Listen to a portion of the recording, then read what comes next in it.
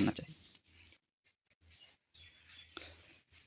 धार्मिक ग्रंथों और खासकर भागवत गीता के अनुसार जीवन के चारों पुरुषार्थ को उसके गुणों सत्य, रज, तम के रूप में बांटा गया है।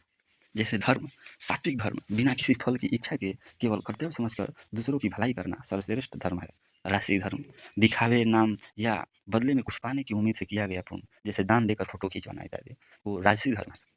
तामसिक धर्म दूसरों को नुकसान पहुंचाने या गलत धारणाओं के आधार पर किया गया कार्य, वो तामसिक धर्म है।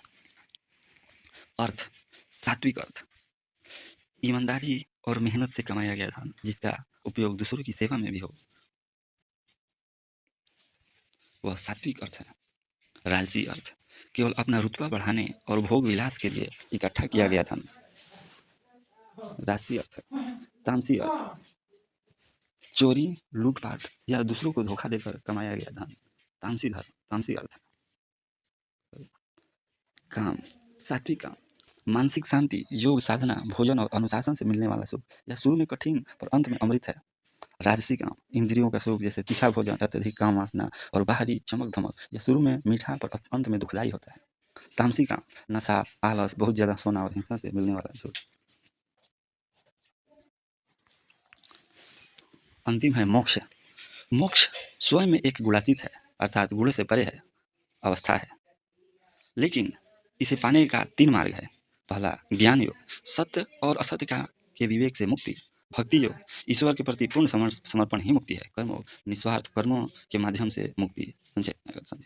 अगर आप जीवन को सुधारना चाहते हैं तो तामसी को पूरी तरह छोड़ें, राशि को कम करें और सात्विक गुणों को अपनाएं।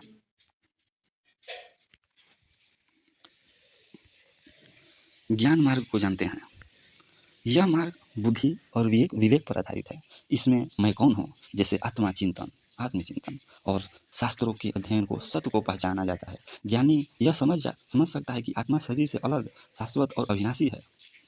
यह मार्ग उन लोगों के लिए है जो गहन विचार और एकांत पसंद करते हैं। भक्ति मार्ग इसे सबसे सुलभ और प्रेम पूर्ण मार्ग माना जाता है, जिसमें व्यक्ति अपने इष्ट देवता जैसे भगवान विष्णु, शंकर के प्रति पूर्ण समर्पण, श्रद्धा और अनन्य प्रेम रखता है। भगवान श्री कृष्ण के अनुसार जो भक्त मन, कर्म और वचन से प्रभु की सेवा करता है उसे स्वयं मोक्ष प्रदान करते हैं भगवान।